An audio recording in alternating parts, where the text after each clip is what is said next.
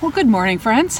Fancy meeting you here in this very chilly, cold desert morning.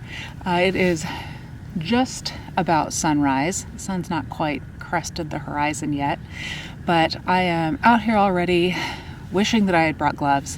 But I am going to share a little bit of an adventure this morning, but also I want to discuss some stuff. So I help a lot of folks choose photography gear: cameras, lenses, lights, bags, tripods, you name it.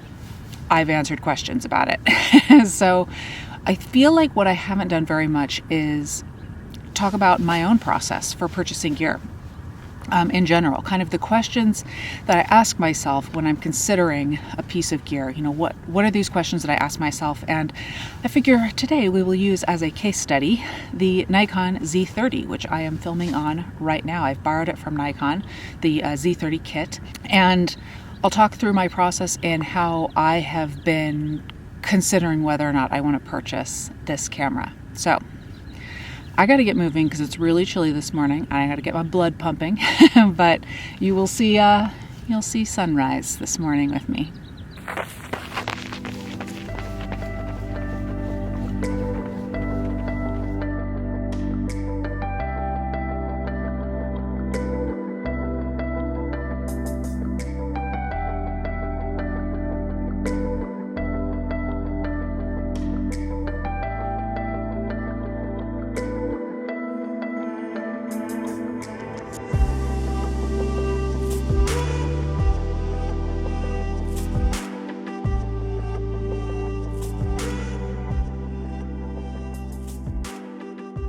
The sun has come up, though it is currently behind the mountain that I'm kind of on the side of right now. I am at SanTan Mountain Regional Park. I don't think I said that before. I am at one of my very favorite viewpoints at this park. And I want to answer the first question that I ask myself when I'm considering purchasing a new piece of gear. And that question is, why do I want it? What are the standout features that make me attracted to this piece of gear? And what hole is this filling in my current gear collection? What will this do that other things I have won't do? I have been using the Sony ZV-1 for a couple of years for in-the-field video. I would love to replace the ZV-1 with a Nikon setup for a few reasons, including the color science. Nikon's color science is much more natural than Sony's, and I simply prefer it because it's easier to work with. I also like how easy this camera is to use with its mode dial on top and the still photo/movie switch on the back.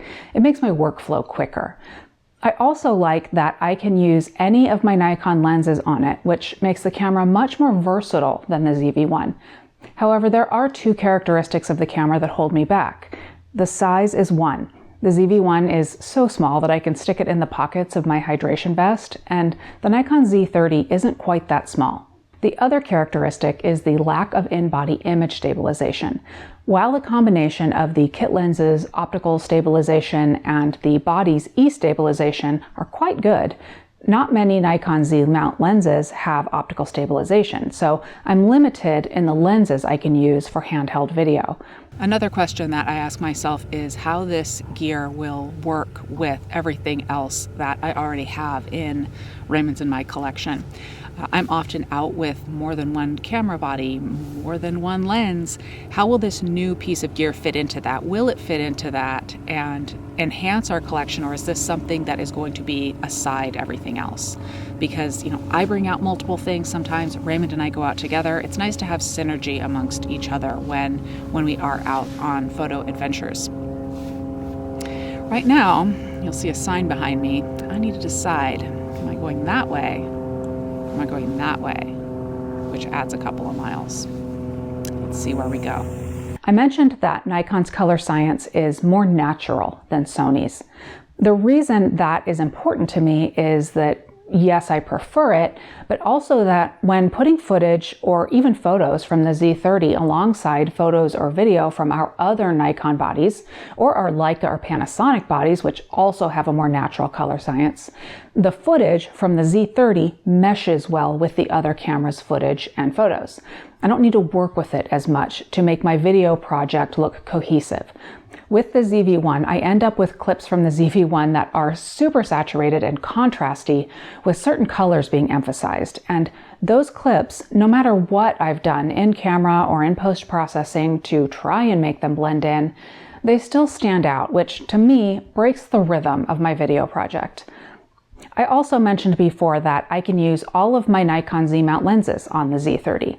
The ZV-1, for me, is pretty much a one-trick pony. It has one lens affixed, I have a limited zoom range, and having the capability to put any of my Nikon lenses on the Z30, from my newest Z-mount lenses to my oldest F-mount lenses, I can transform the Z30 for any type of photography or types of videography that I want to do.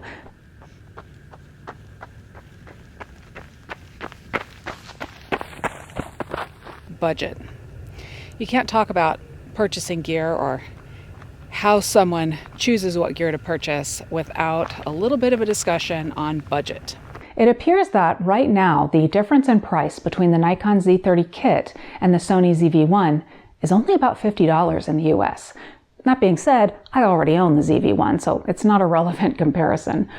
I could sell the ZV-1 to KEH and get some money to put towards the Z30. I may also be able to get a media rate from Nikon if I want to purchase the Z30. However, either way, I'd be spending at least some money.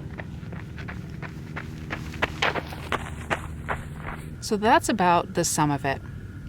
There's always additional questions that come up that are specific to certain, pieces of gear, but that's just about what the things that I think about when I am going to purchase gear. Now, the Z30, am I buying it? The answer for now is no. However, I want it. I don't want to send it back to Nikon, but considering everything, including budget was really the thing that tipped me over to sending it back to Nikon and waiting until maybe there is a version of this that has in-body image stabilization, or maybe when there are more lenses that have VR.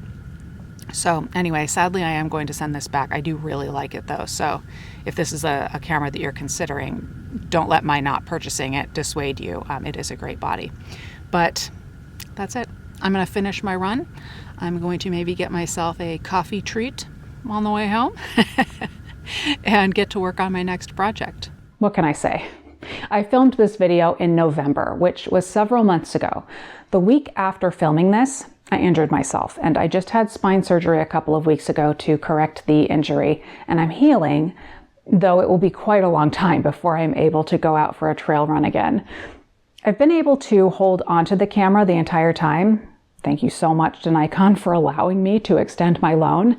And I keep reaching for the Z30 when I've been able to film, so I've changed my mind. I'm pretty sure I'm purchasing it. There have been many cameras and lenses and other photography things that I have wanted, but I've held off because of budget, usually. It's an important factor in the decision-making process. However, for the Z30, the cost of the camera and kit lens just isn't enough for me to send the camera back to Nikon. And as it turns out, I'm not selling the ZV-1 to KEH because one of my kids has been getting into photography and also wants to get serious about their YouTube channel, so I think they will be using it. But that's it for this video, folks. I would love to hear from you in the comments. What are the main deciding factors for you when purchasing or not purchasing photography gear? Thanks for watching.